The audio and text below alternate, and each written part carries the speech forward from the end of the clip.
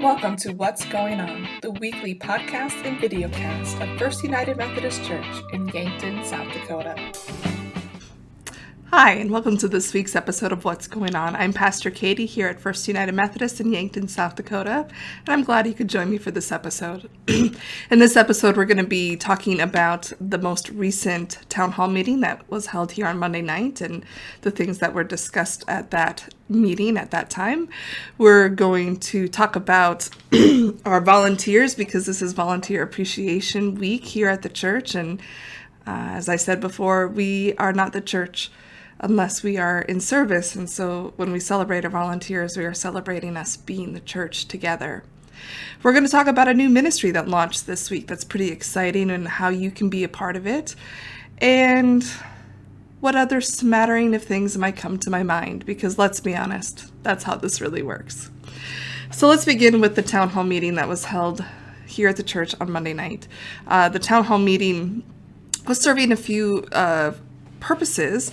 One, we had decided as a leadership team this year that we wanted to host town hall meetings because we wanted to be always listening and soliciting feedback and hearing from people, and also giving everyone a chance to know what's going on, to know decision-making processes, to be a part of the process, because this is our church together. And so that is why we have them, and we will continue to have them. And again, it's just going to be informative, seeking to listen to your voice. If there are things that you want to raise as a church to talk about together, that's what they're for. But this one was also kicking off our Volunteer Appreciation Week. So we kicked off that time together with an ice cream social. So thank you to those who donated for that. And I certainly think the ice cream maybe helped with the turnout a little bit. I will say, I know that it did because my family showed up, I think, primarily because there was going to be ice cream, and that made it worth the effort of getting all the kids here and everything. So, yeah, it helps. So I think that really was great. And then Susan Shavey, who is the chair of our leadership team, kicked off the meeting. She does a wonderful job with setting a really wonderful tone, really grounding us in our faith and in Scripture, and setting us off on the right foot, I think. The next thing we dived right into is we wanted to do one more quick snapshot poll of the people who were in attendance on this topic of homosexuality. We wanted to give more than one opportunity for the church to come and show up and have their voice heard during that time. So we did a poll in January. We opened that up to other people via this podcast, so you could take the poll. So we've given many opportunities for people to be able to make their voice heard, to share what their viewpoint is. And we use the language of traditional incompatibilist, traditional compatibilist, progressive compatibilist, and progressive incompatibilist. And what we were really polling on is, what is your perspective on homosexuality in the church? So on the traditional side is not affirming homosexuality within the church or compatible with Christian teaching. The progressive side does think it's compatible with Christian teaching. The incompatibilists are the ones who don't want to be in a church with people that don't agree with them, or to be in a church where what is on the books doesn't agree with them. The compatibilists can do that and have been doing that, I think. If you're on the progressive side anyway, if you've been a part of a church that on the books is not the same as what you believe. So what we've determined from our polling is that we as a church have people across the spectrum, which is what we expected.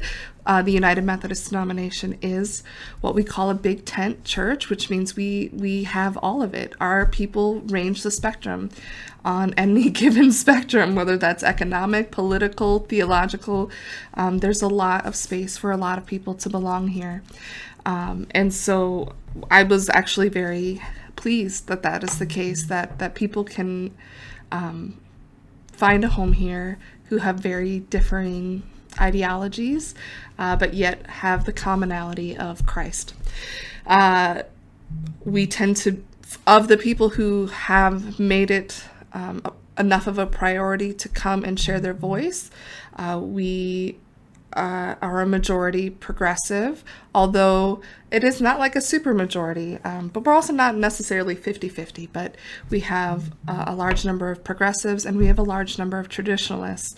The bulk of our people are compatibilists, meaning we can be here together. We may not agree with each other on this, but we still love each other as the church.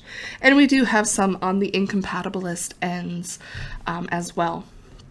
And so one of the things we were looking at that, when I say we, again, I'm going to go back to leadership team here, is so you've heard that there have been churches that are disaffiliating. Well, churches that are disaffiliating in the Dakotas typically are churches who align primarily as traditional incompatibilists. So they are people who are looking at the United Methodist Church and realizing that the trajectory that we seem to be on as a denomination will move to be more inclusive. And so they don't agree with that or want to be a part of that. And so that incompatibilist piece is not comfortable for them. And so they are removing their membership from the United Methodist Church. We have a very small percentage of people that would identify that way or feel that way. And so that tells us that this is not a church that is going to pursue disaffiliation or even looking into it. It's just not where we are as a church. After Monday night's poll, I was able to say that we are closing that conversation as a church, and we are going to remain United Methodist, whatever that means right now. I will always have the caveat that we as a church always should be engaging with our global denomination, be paying attention, and we have within our church ways and processes to work toward changing things that we don't agree with or that we don't like. It's not like there won't ever be options down the road if things go in a way that we don't like or don't anticipate or things like that. So we will not be polling anymore on this topic. That is where we are as a church. We're going to be United Methodist. We're going to stay United Methodist. And I'm going to actually be preaching a series starting in June on the people called United Methodists and the gifts of our heritage, the gifts of our identity as United Methodists, what we bring to the universal church table and the gifts that we can offer. So I'm really excited about that. And so that's coming up in June. We also talked about, obviously, volunteer appreciation, and we're really so grateful. If you were at the meeting or you were in worship on Wednesday night, you've already seen that we have a video, and we'll be putting it out, but we're going to show it in worship again on Sunday, and then we'll put it out onto our social media for everyone to be able to see. But when I watched that video, my heart is warmed because that is us being the church. And there is so much that this church is doing. And when I say this church, I mean you, the people of the church. There is so much that you are doing in the name of Christ, that you are doing to meet the needs of people.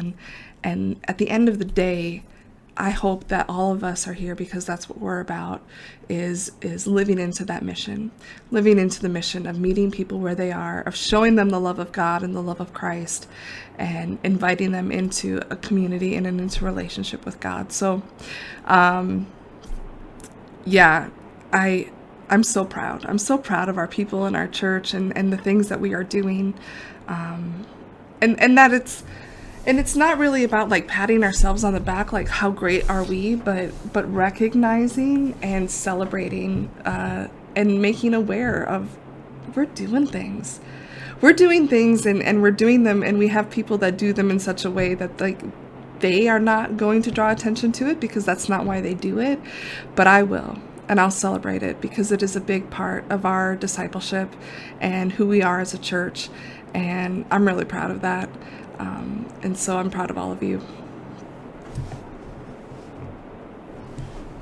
So we did the volunteer appreciation, we did the polling, our committees shared our leadership team committee shared, so the finance did an update, and financially we're still above.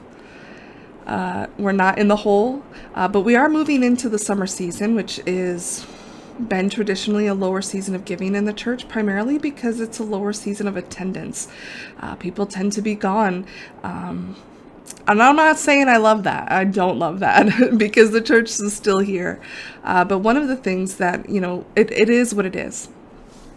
People are on vacations, they're camping, they're doing this. That's when their children are out of school. That's when I take my vacations as well. But one of the things I would ask you to consider, if you haven't already, is if you know you're going to be gone, or going to be gone a lot during the summer, consider setting up recurring giving online so that it's not, your giving isn't dependent on when you're here, but it can be a constant, because mission and ministry do not stop over the summer. And just it's been that pattern forever where our summer giving really dips, and that's when we start to go into the hole in our expenses. And so please consider that. Please consider, if you're not doing that, to do it anyway, or at least try it for the summer.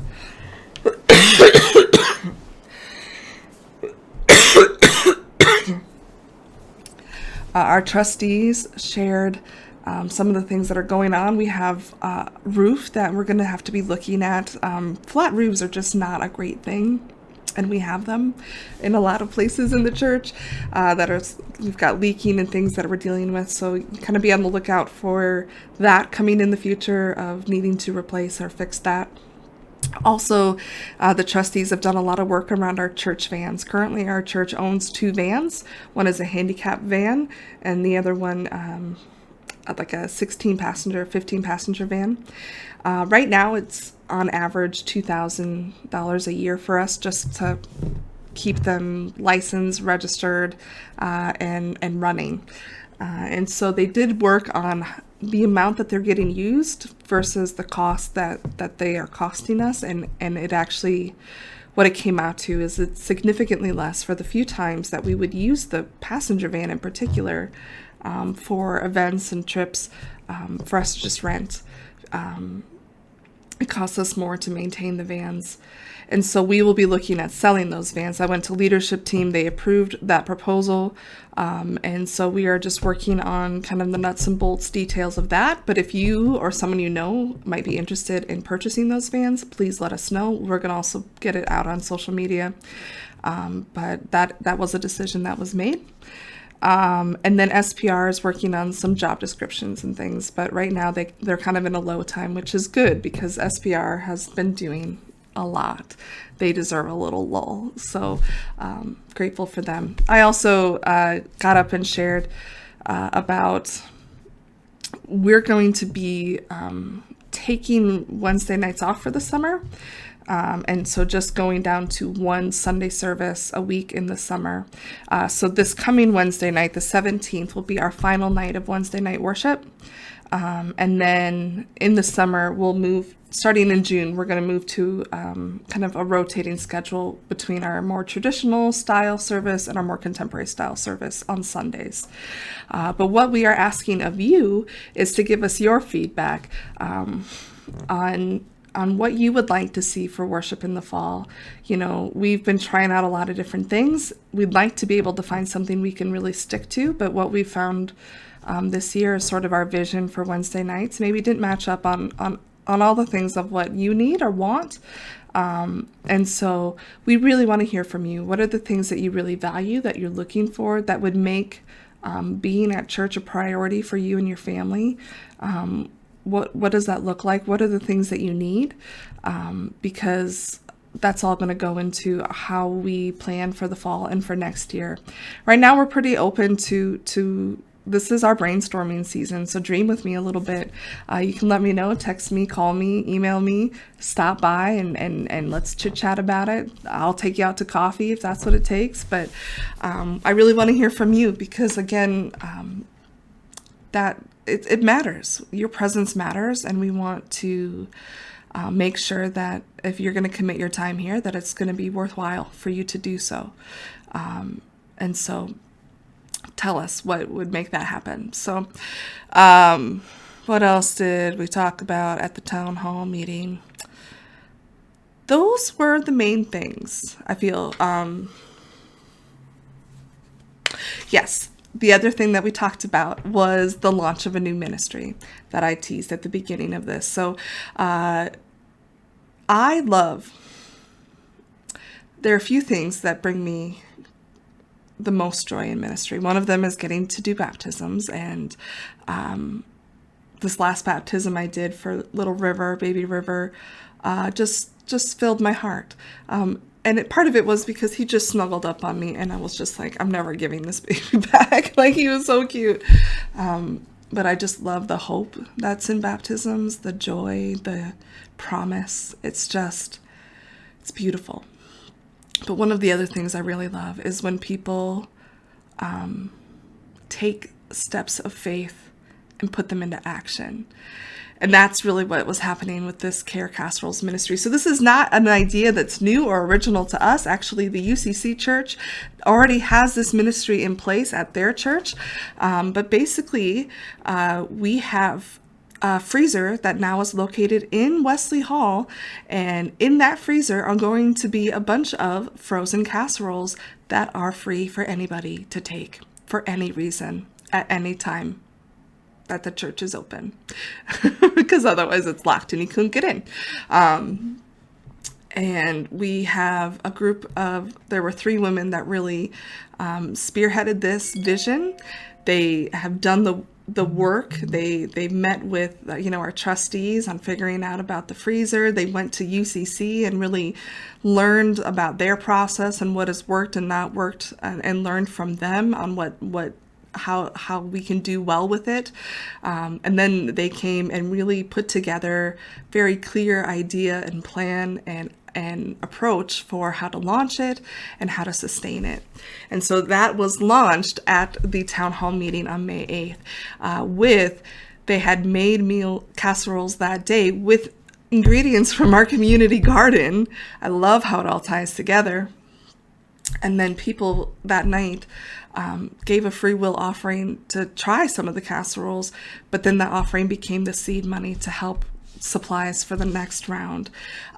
Normally, you don't have to give anything for the Care Casseroles. This was just almost like a fundraiser for it, to really kick it off and to get it going, and for people to taste the casseroles and be like, oh my gosh, this is amazing.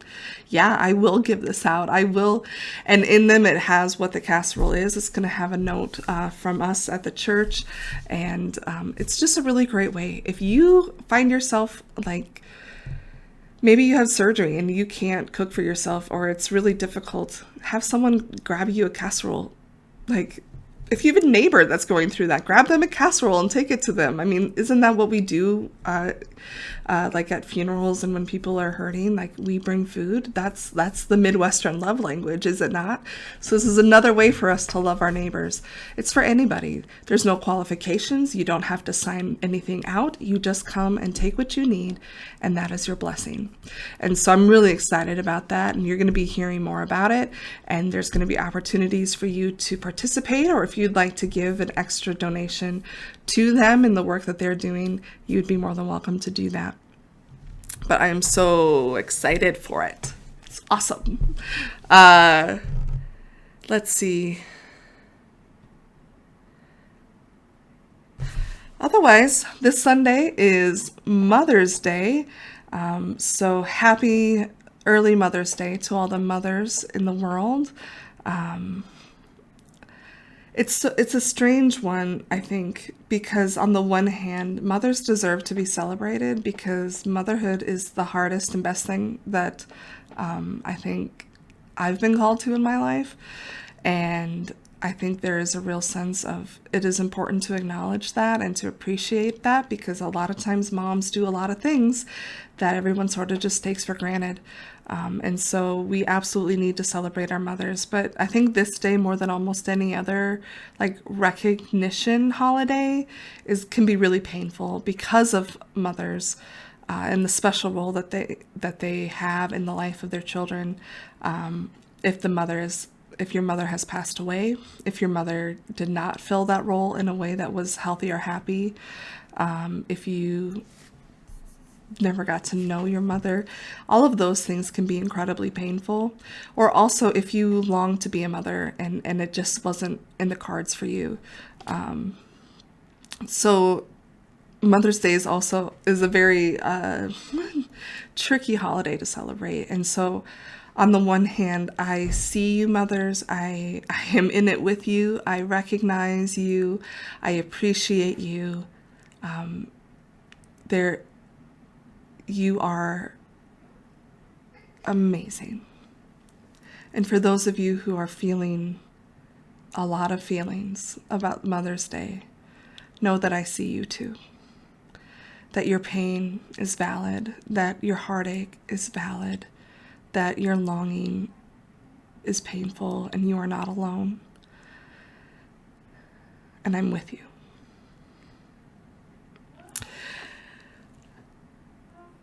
So the 17th will be the last Wednesday night of worship. That's our last night with our children and youth ministry, 605 ministry as well. And then that'll go on hiatus for the summer. Make sure that you are getting signed up for things like camp, that you are getting signed up. Oh, we've got new members that are going to be joining the church on the 21st. So that's exciting. We've got more baptisms on the way. It's good. God is good. God is moving. And so I just want to tell you that I am so incredibly proud of this church. I am so incredibly proud of the people who are here and the conversations that I'm hearing and the vulnerability and the openness and the willingness to try and to work at being the church and to live into that. I'm just incredibly grateful that I get to be a part of it. So thank you.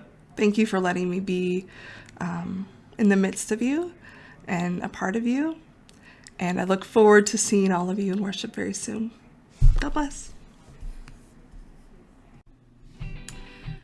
Thank you for joining us for this episode of What's Going On, a podcast of First United Methodist Church in Yankton, South Dakota.